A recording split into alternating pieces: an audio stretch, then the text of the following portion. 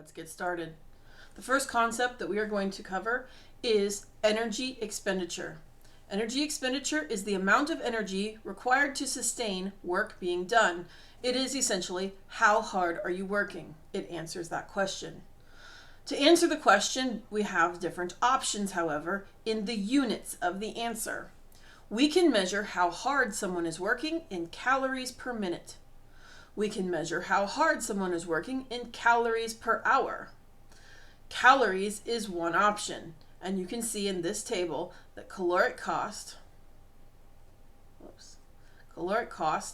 is one option to measure how hard someone is working. Once we put it into categories like this, we can apply a word-based category classification system like light, moderate, or extremely heavy. 2.5 calories per minute is light work, like a desk job, and working at 10 calories per minute or more is going to be extremely heavy work. And that would be the kinds of tasks in a job that can only be maintained for a shorter period of time. Oxygen cost is another option. Calories is a measure of heat. Heat from burning fuel, like carbohydrates and fats and proteins. Oxygen is another way to measure because oxygen is necessary to burn fuel. Just like in a fire, has to have oxygen. The human body has to have oxygen delivered to the working cells in order to burn the fuel. We can measure this in a couple of different units. This table is using liters per minute. That's the number of liters of oxygen that is being used in the body per minute. Another unit that is used, and it's also a measure of oxygen consumption, is milliliters per kilogram of body weight per minute. Remember this one because we're going to use this one primarily throughout the course. Another option for measuring energy is to use a metabolic equivalent. You have probably been on a piece of exercise equipment at some point in your life that had the word MET. Now I'll explain to you what this means. Metabolic equivalent, or MET, is a way to express energy expenditure as a ratio to rest. If you are completely resting, you're sitting in a chair quietly with a backrest, doing no work, on average, people at rest are going to be using 3.5 milliliters of oxygen per kilogram body weight per minute. Notice what I just did there. At rest, a person is burning approximately this much oxygen, and we assign that to be 1 MET. Now, when somebody is exercising 2 times harder than rest, twice as hard, so this would be a light intensity, twice as much as rest is still light, that would be 7, yeah, 3.5 plus 3.5 is 7 milliliters per kilogram per minute of oxygen. 2 times rest, 2 times the oxygen consumption equals 2 METs. And if you work 3 times harder than rest, you are burning 3 METs. And if you work 4 times harder than rest, you have 4 METs. And so the metabolic equivalent is just a way to measure how hard this person is working in comparison to rest, as a ratio to rest. So it doesn't really matter which method we use, which type of measurement we use, we're measuring the same thing, how much energy you are using.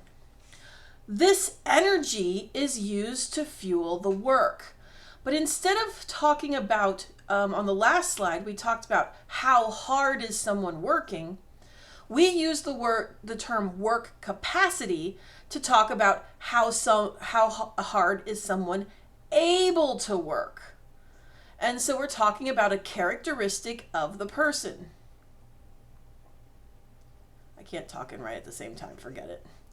A characteristic of a person is their work capacity. Now, it's not an immutable characteristic because work capacities will change. They will change with exercise training, they will change with work experience, and they will change with aging or pregnancy or a whole bunch of other conditions too. So, let's talk about some of the specific types of capacity that we often measure and discuss in terms of workers. The first one is aerobic capacity. Aerobic capacity is how quickly a person can change oxygen into the energy and work that we're looking for. The person who can utilize more oxygen faster is able to do more work faster. Capacity is a measure of aerobic capacity is a measure of how much oxygen the person is capable of utilizing in a period of time. Aerobic endurance is very similar, except the word endurance means we're not asking what's the peak ability of this person. We're asking how long can they maintain a lesser peak? How long can they maintain a particular oxygen utilization rate? Same thing is true in the relationship to muscular strength and muscular endurance. Strength is a question of how much force can their muscles produce. A person who is very strong has high strength. They produce greater force with their muscles.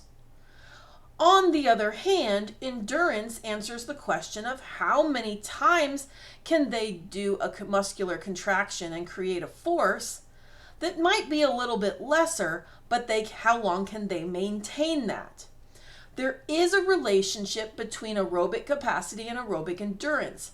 In general, people who have higher capacity also have good or better than average endurance. And people who have higher strength typically also have higher endurance, and vice versa. But it is not a one-to-one relationship. One thing to think about is how some jobs require that a person be very, very strong, but only do that task 1 or 2 times a day, whereas another job might not require the same intensity of strength or level of strength, but they expect you to do a lower level of force production all day long. An example here being something like a construction crew. Those are related but not the same. Now, another characteristic that we might look at is the term fitness. Again, a characteristic of the worker. Let's define this quickly. Fitness is the ability to meet the demands. So if we have somebody who is able to meet the work demand, they are fit. Some people are able to meet higher work demands, and some people are able to meet lower work demands. And so we would talk about people with higher fitness and people with lower fitness. Think about the way fitness is used by Charles Darwin when he talked about survival of the fittest. All it meant was that the species that was able to adjust and meet their demands to, find food and find mates and all those things, they were most likely to survive. That's all fitness means. Now, every one of our employees, every one of our workers is going to have a different level of fitness as their starting place. And not only that, but fitness can be broken down into several different categories, as we saw on the previous page with just 4 ways to think about fitness. There's way more. But there are some characteristics that we want to think about related to the ability to do work for more duration. And that is the relative percent of fitness that can be maintained, or relative capacity that can be maintained over a longer workday. So the first thing I want to show you is that we have highly fit and unfit people shown here as 2 separate lines, kind of showing you the extremes. Down here on the x-axis, we have hours. This is hours that somebody is working. So this would be a very short task, less than an hour, and over here is a full 8-hour day of doing the same task. Now, relative to their own percent of aerobic fitness, that is the highly fit person at their 100% and the unfit person working at their 100%, those 100s are not the same. Obviously, the highly fit person is likely to have a higher capacity, I mean, that's by definition. But relative capacity is an interesting concept because it shows us that if an activity is very high intensity relative to the person's fitness level, it cannot be maintained very long. You can see here that something's going to be up here. It can only be maintained, that level of work can only be maintained for an hour. Whereas if we lower the work rate down to maybe 60%, if it's 60% of somebody's maximum, highly fit individuals could do that for 8 hours. But if we want somebody who's less fit to maintain an activity for 8 hours, they need to work at 40% of their relative maximum. So, what we see is that higher fit individuals can not only do more work, we saw that on the last slide, but they're able to do more work longer also. These have real implications for employers. These have real implications for all of the tasks that we need to get done to meet work demands. Thank you.